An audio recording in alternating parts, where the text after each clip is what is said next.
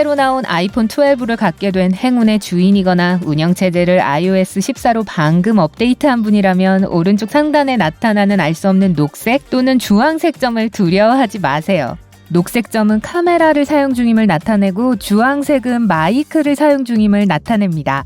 예를 들어 배경에 있는 틱톡이 카메라와 마이크를 수동적으로 사용할 수 있습니다. 이 점들이 그것을 표시합니다. 배터리 수명을 제어하는 데 도움이 될 수 있어요. 아이폰 소리를 더 크게 만들려면 설정, 음악으로 이동하여 메뉴에서 EQ라고 표시된 이퀄라이저를 찾습니다. 심야 옵션은 전화기 음량을 예전보다 약 20% 더 크게 만들 거예요.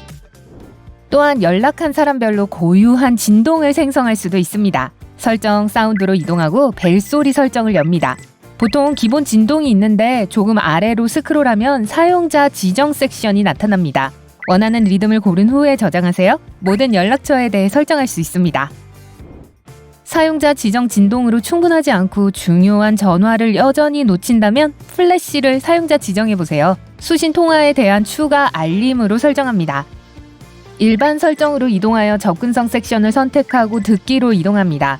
알림 시 LED 깜빡임을 켭니다. 다시는 그 전화를 놓치지 않을 거예요. 스페이스 버튼을 누르고 슬라이딩을 하면 커서가 나옵니다. 노트 또는 모든 텍스트에서 오타를 찾거나 단어를 수정하려는 경우 유용하게 사용할 수 있습니다. 매우 긴 메시지를 입력했는데 지워야 할 이유가 생겼어요. 그럴 땐 그냥 털어서 지울 수 있습니다. 전화기를 흔들어서 입력을 취소하세요. 2개 이상의 아이콘을 선택해야 할 때마다 한 개만 길게 누르고 두 번째 손가락으로 필요한 다른 아이콘을 모두 추가합니다. 아이폰 6 및 이전 제품일 경우 이 기능은 작동하지 않습니다. 최신형 아이폰은 한 앱에서 다른 앱으로 가야 할 때 도움이 되는 매우 편리한 기능이 있어요. 화면 아래쪽에 있는 선을 보세요.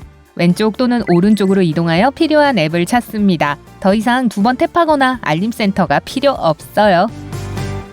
저처럼 좋아하는 음악을 듣거나 유튜브 동영상을 보면서 잠드는 걸 좋아한다면 시계로 가서 타이머를 누르고 타이머 종료 시를 선택합니다. 실행 중단 단추가 나타날 때까지 아래로 스크롤합니다. 이 기능은 음악, 사운드 또는 비디오를 재생하는 모든 창, 심지어 유튜브 앱과 같은 모든 미디어 앱을 종료합니다. 새벽 3시에 자동 재생된 엉뚱한 비디오에 잠이 깬 적이 있다면 이건 매우 편리한 기능이 될 거예요. 맞아요. 우리는 모두 메신저에 익숙하지만 아이메시지는 재밌어요.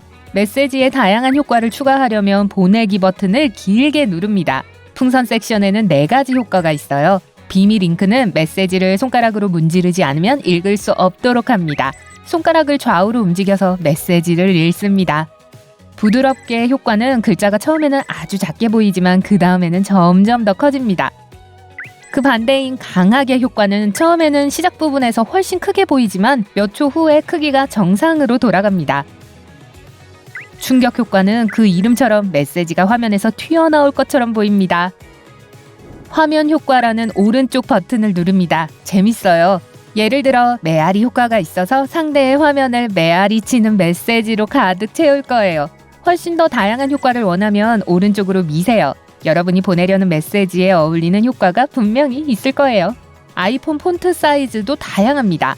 크기를 늘리거나 줄이려면 설정의 디스플레이 및 밝기 섹션으로 이동합니다. 텍스트 크기를 누르고 원하는 방식으로 조정합니다. 핸드폰의 볼륨 버튼뿐만 아니라 헤드폰의 버튼만 눌러도 셀카를 찍을 수 있습니다. 이 꿀팁은 아이폰 사용자들을 위한 것이지만 많은 안드로이드에서도 사용할 수 있습니다. 보통 정품 헤드폰일 경우에 작동한다는 걸 명심하세요. 아이폰 배터리가 내구성이 가장 뛰어나다고 할 수는 없지만 사진 품질에 있어서는 다른 제품을 능가합니다. 일반 설정, 카메라 설정에서 격자를 켭니다. 격자 기능을 켜면 더 나은 구성의 사진을 찍을 수 있어요. 만약 한 손으로 타이핑하는 걸 좋아한다면 올바른 키보드를 설정해보세요. 입력할 때 지구본 버튼을 누르면 3개의 키보드가 나타납니다. 왼쪽에 있는 키보드는 전화기를 왼손으로 잡고 타이핑할 때 사용됩니다. 가운데 있는 키보드는 양손에, 오른쪽에 있는 키보드는 오른손으로만 타이핑할 때 사용합니다.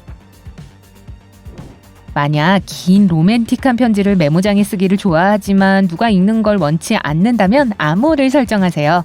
아이폰 모델에 따라 2가지 방법이 있습니다.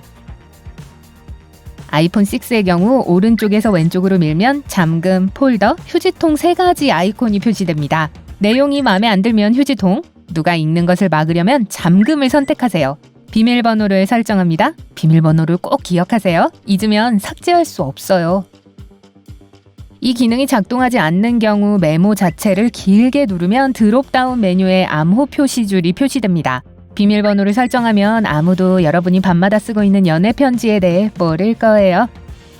아이폰 최신 모델은 가장 멋진 기능을 지원합니다. 이제 전체 브라우저 페이지의 스크린샷을 한 파일에 만들 수 있어요. 이렇게 하려면 볼륨 크게 버튼과 전원 버튼을 누릅니다.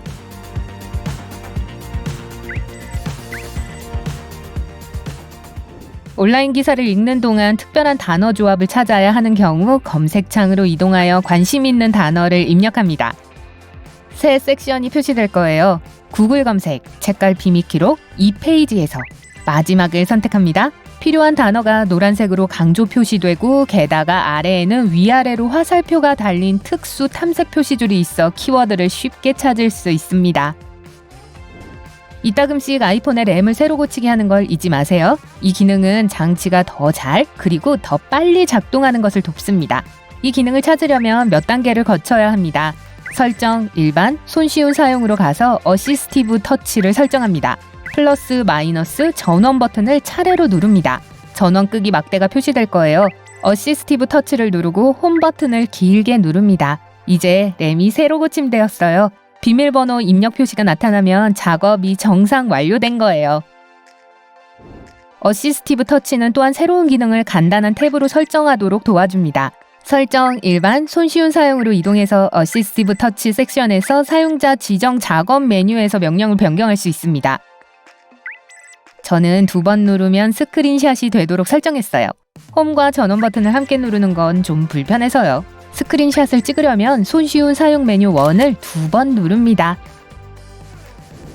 아이폰이 있는 사람들은 QR 리더를 위한 별도의 앱이 필요하지 않습니다. 모든 아이폰에 내장되어 있기 때문이죠. 카메라를 켜고 코드를 가리킵니다. 화면 상단에 팝업 창이 표시될 거예요. 창을 탭하면 QR코드에 있는 링크로 바로 이동합니다. 작동하지 않으면 카메라 설정에서 QR코드 스캔 기능을 활성화합니다. 자명 종식에 원하는 곡을 설정할 수 있어요.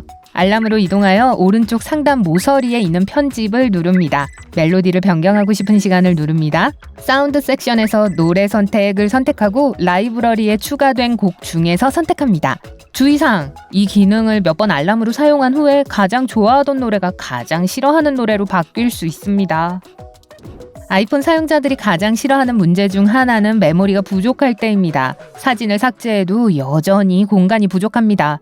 설정, 아이폰 용량으로 이동하여 최근에 삭제된 사진이 실제로 삭제되었는지 확인합니다. 그렇지 않은 경우 저장된 위치에서 다시 삭제합니다.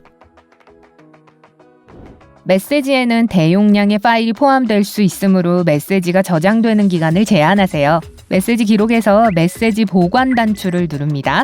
기본적으로 영원히로 설정되어 있지만 1년 또는 30일만 보관할 수 있습니다. 서명해야 하는 많은 문서들이 있다면 이 꿀팁으로 문서를 인쇄하거나 스캔하지 않고 서명할 수 있어요. 문서를 스크린샷으로 찍은 다음 스크린샷을 눌러 편집합니다. 오른쪽 하단 모서리에 있는 더하기 버튼을 누르고 도구 모음에서 서명 버튼을 선택하면 됩니다.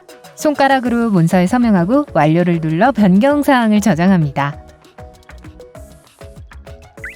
여기까지예요.